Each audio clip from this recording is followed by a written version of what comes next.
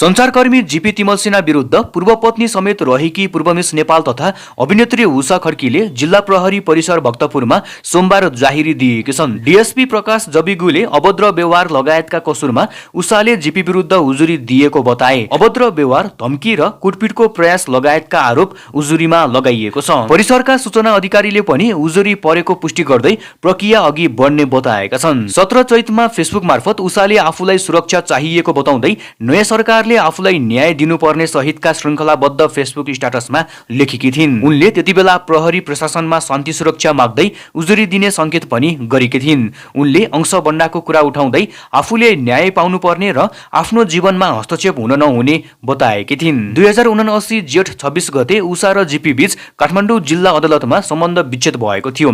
अलग भएको 6 महिनापछि त्यतिबेला अंशबन्डाको टुङ्गो नलाग्दै सोही वर्षको मङ्सिर 19 मा प्रेमिका सबिना अधिकारीसँग जीपीले दोस्रो विवाह गरेका थिए। तपाईहरुलाई पनि यो खबर सुन्दा कस्तो लाग्यो? आफ्नो आफ्नो प्रतिक्रियाहरू कमेन्ट गर्नुहोस्।